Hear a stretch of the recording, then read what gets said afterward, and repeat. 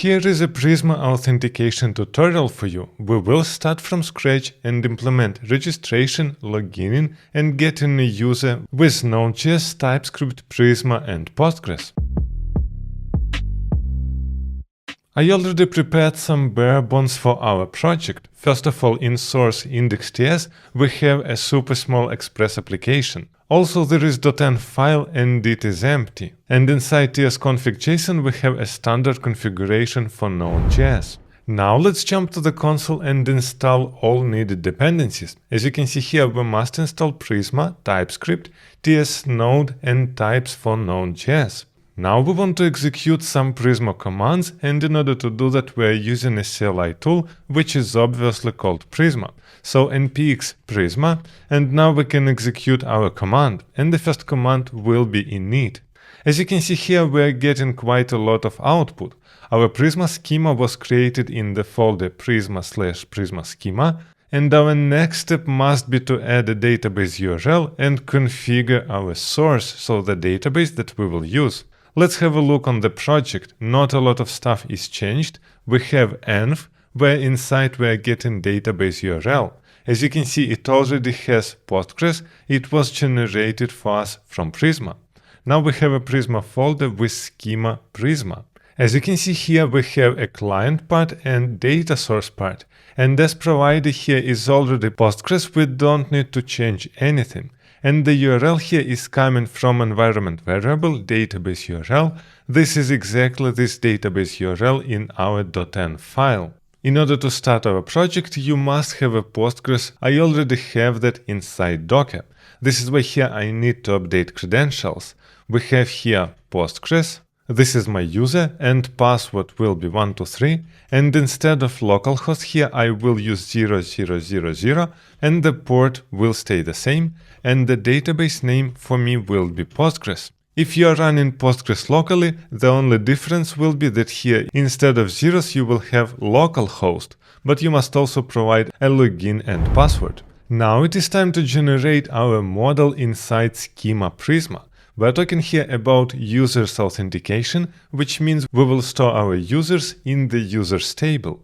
So let's create here a model user. This is our future table. And first of all, here will be an ID. Our ID is an integer. Here we need an ID decorator and also a default. And our default will be auto increment, which actually means it will start with 1, 2, and so on. The next one is an email, and our email is a string, and it must be unique. This is why here is a decorator unique. Also, we want here to have a username, which is a string, and a password, which is a string. With that, our model is ready. Now we want to create a first migration from our schema, and just to remind you, every single change to our database inside Postgres will be mirrored in migration. Then we can apply these migrations on the new machine to create our schema for the database. So let's jump inside console and write npx Prisma, not init but migrate dev --name init. I'm hitting here enter, and this is what we see. Prisma loaded our schema from schema Prisma, the data source is Postgres, and it applied this migration. And this migration was created inside migrations folder. And additionally for us, it generated for us a Prisma client, inside Node modules Prisma client. And this line is extremely important because Prisma generates TypeScript typings for us every single time when we're changing schema. But we should not forget to execute a command to regenerate them when we're changing the schema. In this case, it was generated for us, but you can always call npx Prisma generate in order to generate your TypeScript typings correctly. This is the most common pitfall when you're working with Prisma. Now let's have a look on our migrations. Inside Prisma migrations, we have our new folder and migration SQL file inside. As you can see, this is just a plain SQL, which creates our table user and inside adds a unique index for our email. Our next step is to bind Prisma to our application, and in order to do that, we must use Prisma client. This is why here let's write npm install Prisma client. So now we must bind our project to Prisma. Let's jump back in source index, and what we want here is to import Prisma client from Prisma client. Now after our app, we can create Prisma, and we're doing that by calling new Prisma client. And now across our whole application, we're using this Prisma instance in order to do any changes to our database. Now we must update our code like this. So what is the difference? Here we have our main function where inside we have app listen, so nothing really changes. We're calling main function at the start of our application, but here we also have await Prisma disconnect and on error also Prisma disconnect. The main point is that we want to close a connection to the database when our application crashes or when we exited it in the terminal. This is why we need this Prisma disconnects, but other than that, this code simply starts our application. Now inside console I can write npm run dev, and as you can see the script ts6 watch source index.ts is executed, and now our server is started successfully. Now let's implement registration of our user. So here we can create a new request which will be a post on /users. And here we have our asynchronous function with request and response. As there can be an error, we want to use try catch, and here I want to simply respond with an error like email or username is not unique, because essentially these are errors that we can get. Now inside our try we want to create a new user. So back we're getting a user by calling await prisma dot, and as you can see here we have a user. And this user was generated for us because of our model. And now we can do different things with this user. For example, we can call create and provide inside our data. And our data actually will be just request body, because in body we will have our email, username and password. After our user is created, we want to respond with it. So inside REST.json, we can simply throw our user. So here inside Postman, I want to make a post request on /users with body email foo@gmail.com. Then we need to provide our username, which will be foo, and password 123. I'm hitting here send, and as you can see our record was created because here back we got an ID1 and the whole information about our user. So as you can see in 3 lines of code inside Prisma we can create a user in our database. But here is our first problem. Our password is stored as it is inside database. This is bad because it must be hashed. This is where let's jump inside console and install one more package, which will be bcrypt and also types bcrypt. This is what we will use for hashing our password. Now here, before we create our user, we can create a hashed password. And we can hash our password by calling a hash function, as you can see from bcrypt, and inside we must provide our password. So it will be request.body.password. And as a second parameter, we must provide salt. So hashed password now is just a string for us, and we must update it inside data. This is why here I want to just create a new object, spread all fields from request body, and then just update our password to hash password. Let's check if it's working. Now we must create a user with email 1 and username foo1. I'm hitting here send, and as you can see our password is hashed now and we're storing it correctly. But it is not all. We don't really want to respond with password information. This is something that client doesn't need, and this is something that we want to keep securely on the backend. This is why here what we want to do before we respond with JSON, we want to remove password from our object. And we can do that with the help of destructuring from the user. We can get here our password, and we just save it with some unneeded variable password, and we create a variable user without password, which actually means now inside user without password, as you can see, we get just ID, email and username and not a password. Let's try to respond with it. Let's create an email foo2 and username foo2. I'm hitting here send, and as you can see password is not there anymore and our output looks correct. The next step that we need to do is to generate a GVT token and provide it in our response. And we're using GVT for authentication of our clients. This is why here let's jump to the console and install JSON Web Token and types JSON Web Token. Now here on the top I want to create a helper function generate GVT. And here we will get as an argument a user of type user.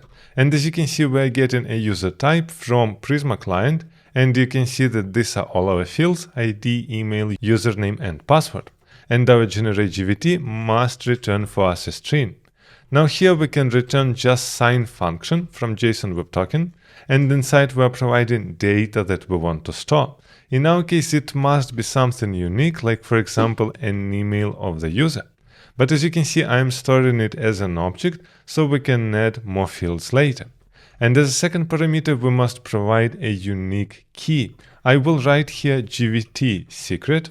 This is a string that must be stored on the backend. Client should never see it at all, and this string must really be secure, because this is what we're using to parse our tokens. So with this single line, we will get a generated GVT token, and now I want to use this line to respond here not only with the user, but we also want to add a GVT token inside.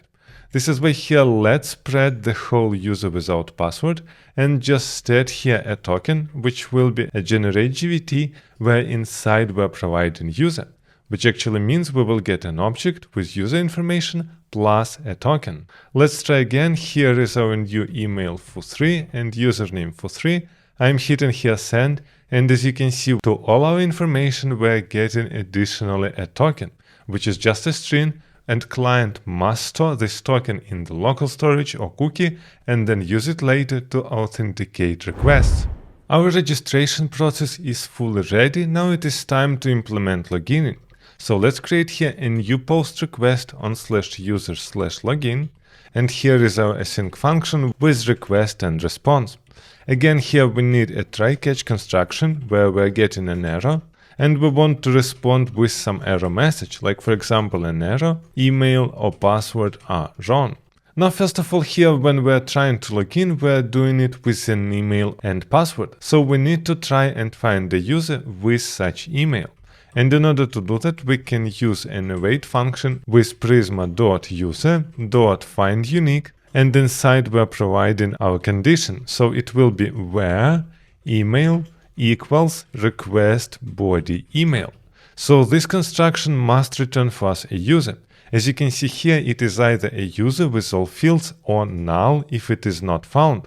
So here we must check. If we didn't get a user back, we want to throw an error. And here we can just write user not found. Now here we are sure that we successfully found the user, but we must compare if a password is correct.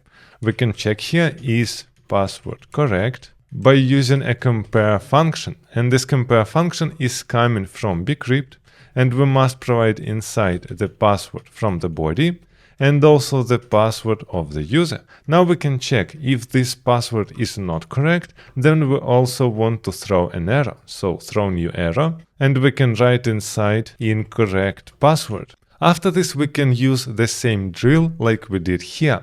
We want to remove a password and generate GVT token, because the idea is the same. We want to respond without password, and token is needed for authentication. Let's check if it's working now. It is /user/login. It's a post request, but we don't need username this time. So we have an email which exists and our password. I'm hitting send, and we got the correct information back together with token. If I'm using here some email which does not exist and hit send, we're getting email or password are wrong, which is totally correct. Our next step here is to get a current user by this token that we send it to the client, so we can authenticate a request and also read current user and return this information. But we need to implement it through middleware so we can authenticate different requests and make our code reusable. This is why inside source folder we can create a new folder and name it middlewares, and inside I want to create a new file auth.ts, which will be our authentication middleware. So what is a middleware? This is just a function authenticate where we're getting request from Express, then also response, which will be response, and the last one here is next, which is a next function from Express. What we're getting back is the promise of void, because we don't really need to return anything. We're just calling next function when we're ready with all information. And first of all, here we need to check if the token is there inside our headers. So here we can check if we don't have in request headers .authorization token, then we need to just throw an error because we are not authorized. So throw new error unauthorized. After this, we can parse the token. So here, let's parse our token from request headers authorization. And we know that our string contains two words, token, space, and then our real token. So we can split it by space. It might be that the string is corrupted and we must check that. If token is not there, then we also need to throw an error. And let's write inside token not found. And after this, we want a try-catch construction because we will try and find the user by this token. So let's write here try-catch, and here we are getting an error, and we want to call next. But before we do that, we want to put a user as undefined inside our request, because we are sure something bad happened and user is not logged in. But as you can see here, the field user does not exist inside our request, which is obvious, because request is coming from Express and there is no such field inside. But we really want to store additional information inside our request, and in order to do that, we can create a new interface. So here I want to create an interface, which will be an Express request, and we're extending it from the request which already exists in Express. So we get all information from Express, and then additionally we can say that here we might have a user, which is our user from Prisma client, but it is not mandatory. Now we can use this Express request instead of request in our function. And as you can see, the name here is also wrong. It should be authentication. Now our code is green, and we can set our user inside request. So this was our catch part. Now we can write our try part. So we need to try and decode our token. And in order to decode it, we're using verify method from JSON Web Token, where inside we're throwing a token and the secret, and this is our GVT secret that we should not expose to anybody, and we know it only on the client. As you can see here, we're getting an error that argument of type string array is not assignable to string. And this is obvious because here the token is string array.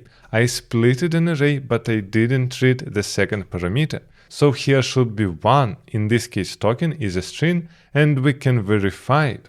But as you can see, as a decode result, we're getting either string or JSON payload, because JSON Web Token can't really know what information we're storing inside.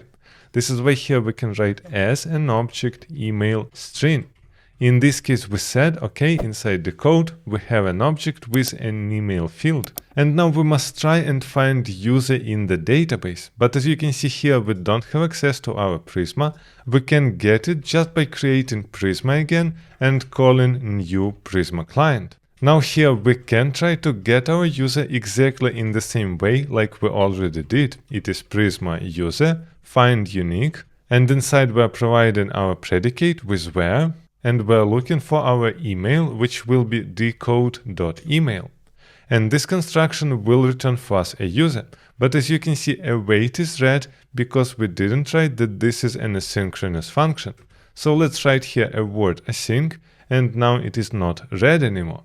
So this user will probably be there, because if the token is correct, then the user will already exist, but from the TypeScript perspective, find unique can return for us null. This is why here we must cover this check. We can write that we want to store our user inside request user, but if it is not there, we will just store inside undefined. And after this, we should not forget to call next to say that we're finished with the middleware. So as you can see, our middleware is fully ready to parse token, get a user if it is there, and store it inside request. And now we can use this middleware inside our application on any route in order to authorize a route. And the route that I want to create here is to get a current user, so it is just /user, and I want to call here our authentication middleware. I even think that the name is not that good, and we can name it authenticate maybe, and here is also authenticate. After this, we have as always our async function with request, response, and next. But in this case, I want to say that our request is an express request, because we patched our request from the express. Now inside we can write again try catch construction, and here in catch we can simply provide an error inside next to throw it through express, or we can return res.json with some error. You can do both variants. And now here we can check, do we have information inside request user? If we don't have it, then this request is not authorized. So we must do return res send status for 101. So we are not authorized. But if we have this information, then we can copy paste these two lines and just use here request user. So the idea is the same. Request user is our user from the database. We are removing password and we are responding with GVT token and user information. As you can see, we got authentication information for foo3 user, and here is our token. Now on the client, we would store this token and use it later in our headers. So we want to do a GET request on our /user, and here we must add to headers a key authorization, where our value will be a token word, space, and then our token. Now we're hitting send, and as you can see, we successfully got our information of the current user, because this request was authorized by this token, checked, and only then we got this information. Which actually means with that we successfully authenticated our user. And additionally to that, if you don't know, the main competitor to Prisma is called Drizzle, and I already implemented exactly the same functionality with Drizzle ORM, so if you are interested to look on the differences and which one is better, make sure to check it in this video also.